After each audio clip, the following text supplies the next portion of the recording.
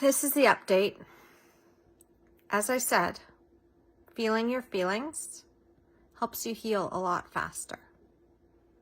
In fact, by about noon, I started to feel better. I was able to just be in my feelings, express what needed to be expressed, not make it wrong, and I'm good now. I know that doesn't make sense to so many people because it's like, how can you bounce back from your feelings so quickly? Well, again, because I don't live in the lounge of why. I don't sit there and try to overanalyze my feelings anymore. I know exactly what's going on. I know why I'm sad. I've made peace with it too. Because there's some things like you just have to wait. You can't control. You can't force things to happen before they can happen. And there's no sense in fighting that. At the same time, the whole thing, well, there's no sense crying about it because you can't change anything. I don't believe in that anymore. You know what? Just because you can't change something doesn't mean you can't cry. People have this discomfort with any emotions that are not happy. They really do. And I've noticed this, the more I become my authentic self, the more I'm just comfortable with my emotions. Now, do I sometimes get frustrated when my kids are really over the top with theirs? Of course. I'm not a perfect mom and I don't try to be. But usually the reason I can't stand it when my kids are noisy like that and crying like that, it's not because I want them to be happy. It's that it's really, really loud and I just need more peace. And I tell them, it's like, look, sweetie, I know you're upset. I just really can't handle this right now. So I'm going to take a little bit of a break. I'll still sit with you, but I'm going to put on my headphones while you cry this out until you're ready for that hug. Because you know what? I got nobody else to take over. So because I got nobody else to take over, it is a lot. It is a lot to deal with. I've got this whole weekend now. And I've decided, well, first I got my chicken parmigiana and fettuccine alfredo from Pasta Polo from Skip the Dishes. And I've got a cheesecake sitting in the fridge. They didn't have my strawberry sauce, but I've got cut up sliced frozen strawberries. So I'll just put those on top. They didn't have whipped cream, but that's okay. I don't need whipped cream. But I'm going to have a good night. I lit some candles. I've got the TV on. Picked out a movie. And yeah, I'm just going to enjoy the silence now. But the thing is that I needed to feel my feelings. And even when my dad came over earlier today and dropped off my birthday card, that wasn't what cheered me up. Sorry, Daddy, but it wasn't. I appreciate it all the same. But the only one that can really cheer me up is me. And I have to do it in my own time. And that's the other thing I've learned is that, yeah, there's a lot of people when you are sad that just want to reach out and help. But sometimes you need to just be by yourself and feel your feelings. And that's okay. And it's not wrong. When I'm ready to reach out for support, I go and get it. When I'm ready to get out of my sadness, I get out of my sadness. My feelings now, I just let them move through me.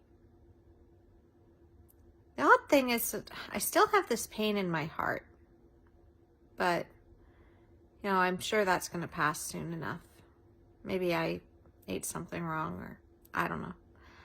But it'll pass. It always does. Eventually it does pass. I got some pretty flowers from the kids. Tyler bought them and gave them to the kids to give to me, which was a really nice thing for him to do. It was a nice gesture. He didn't have to do that, and I do acknowledge him for that. And you know, a lot of people have sent me birthday wishes, and I just want to thank you again for just being here and holding space for me, and not really putting expectations on me. Like, when I sent a text earlier today to a friend who is in the same community, I'm like, look, I don't know if I'm going to be able to show up at this event. He's like, yeah, I hear you. It's okay. And I mean, it's the way it is. Like, you just do you. So don't be afraid of feeling your feelings, because the faster you actually go and feel them, truly feel them, let them pass through you. Don't make them wrong. Don't try to suppress them. Just be like, you know what? I'm sad right now. I know exactly why I'm sad. I know what this feeling is. And I'm just going to sit with it. And I'm going to let it wash over me. And then I'm going to let it go. The sooner you do that, the sooner you can get back to being happy again. Or at least content. And you know, that's really how you heal. It's not anything fancy. Actually, healing is a lot messier. Like, there's no linear path to it. Things come up, you feel them, you let them go. Things come up again, you feel them, you let them go. Until it's fleeting. Until you're no longer sad for days on end. But instead, you're maybe sad for a day or two, and then you're back to normal. Or you're sad for maybe half a day, and you're back to normal. Or now, at this point, sad for a couple of hours, and I'm back to normal. I just honor that. I'm like, well, something might come up later today. And I'll feel it. I'll express it as I need to. And then I'll let it go again. It's beautiful. It's actually quite beautiful. I don't know why people are so afraid to feel their feelings. You're not gonna die to feel your feelings. There's beauty in sadness, there's beauty in anger, and there's beauty in frustration and despair. All of it. It's all beautiful. There's beauty in darkness. There's beauty in shadow. Because then you find the light again. So, if you were worrying about me, I told you, I'll be okay.